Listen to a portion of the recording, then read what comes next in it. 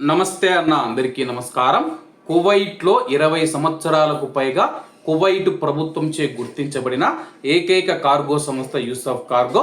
మీరు ఫోన్ చేస్తే మీ ఇంటి దగ్గరికి వచ్చి మీ యొక్క వస్తువులను జాగ్రత్తగా ప్యాకింగ్ చేసి వేగంగా మీ ఇంటికి చేరుస్తారు. ఎయిర్పోర్ట్ ట్యాక్స్, ఇన్సూరెన్స్, డాక్యుమెంటేషన్ ఛార్జీలు లేవు. ప్రస్తుతం ఎయిర్ కార్గో సేవలు కలవు. ప్యాకింగ్ పూర్తిగా ఉచితం. మాలియా మరియు కైతాన్ ప్రాంతాలలో యూసఫ్ కార్గో ఉంది.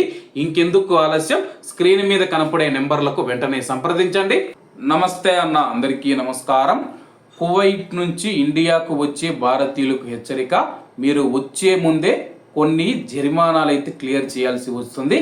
దీనికి సంబంధించి అధికారులు కీలక ప్రకటన చేశారు. బకాయి ఉన్న ట్రాఫిక్ జరిమానాలు ఆలస్యం చేయకుండా పరిష్కరించుకోవాలని మినిస్ట్రీ ఆఫ్ ఇంటీరియర్ కువైట్లోని కువైటీ పౌరులు మరియు ప్రవాసులను కోరింది. నిర్దేశించిన మొత్తంని చెల్లించడంలో విఫలమైతే ఆ కేసు ట్రాఫిక్ కోర్టుకు పంపబడవచ్చని చెప్పి హెచ్చరించింది. వాహనదారులు ట్రాఫిక్ ఉల్లంఘనల చెల్లింపును వాయిదా వేయొద్దని చెప్పి మినిస్ట్రీ ఆఫ్ ఇంటీరియర్ నొక్కి చెప్పింది. ఎందుకంటే చెల్లింపులలో జాప్యం చేస్తే ఆ ఉల్లంఘన కోర్టుకు వెళ్లే అవకాశం ఉంది. అక్కడ ఉల్లంఘనదారుడు చట్ట ప్రకారం నిర్దేశించిన జరిమానాలను ఎదుర్కోవాల్సి వస్తుంది.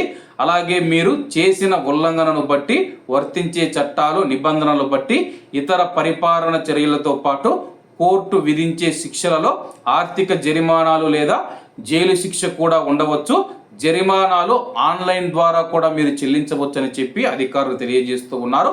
వాహనదారులు అవసరమైన జాప్యం లేకుండా ప్రక్రియలను పూర్తి చేయడానికి వీలుగా సాహెల్ ప్రభుత్వ సేవల యాప్ లేదా మినిస్ట్రీ ఆఫ్ ఇంటీరియర్ యొక్క ఎలక్ట్రానిక్ సేవల ద్వారా తమ యొక్క ట్రాఫిక్ జరిమానాలను సౌకర్యవంతంగా చెల్లించాలని చెప్పి మినిస్ట్రీ ఆఫ్ ఇంటీరియర్ ప్రజలను ప్రోత్సహించింది. కువైట్ ట్రాఫిక్ నిబంధనలు పాటించడాన్ని ప్రోత్సహించడానికి మరియు ఉల్లంఘనలు కోర్టు విచారణల వరకు వెళ్లకుండా వాటిని వెంటనే పరిష్కరించుకునేలా వాహనదారులను ప్రోత్సహించడానికి మినిస్ట్రీ ఆఫ్ ఇంటీరియర్ చేస్తూ ఉన్న నిరంతర ప్రయత్నాలలో ఇది ఒక భాగం అని చెప్పేసి. కాబట్టి కువైట్లో ఉన్న మన భారతీయులు మీకు సంబంధించి ట్రాఫిక్ ఫైన్స్, జరిమానాలు ఏవైతే ఉన్నాయో మీ పైన ఉంటే కానీ వెంటనే వాటిని చెల్లించండి. చెల్లించకుండా ఉంటే కానీ ఆ యొక్క కేసు ట్రాఫిక్ కోర్టుకు వెళ్తుంది. ట్రాఫిక్ కోర్టుకు వెళ్తే కానీ అక్కడ కోర్టు జైలు శిక్ష విధిస్తే జైలు శిక్ష, అలాగే ఏదైనా జరిమానా విధిస్తే కంపల్సరీగా మీరు జరిమానా చెల్లించాల్సి ఉంటుంది. కాబట్టి ఇటువంటి విషయాలలో చాలా జాగ్రత్తగా ఉండాలని కోరుకుంటూ అందరూ బాగుండాలి, అందులో మనం ఉండాలి. అందరికీ నమస్తే అన్న, జై హింద్.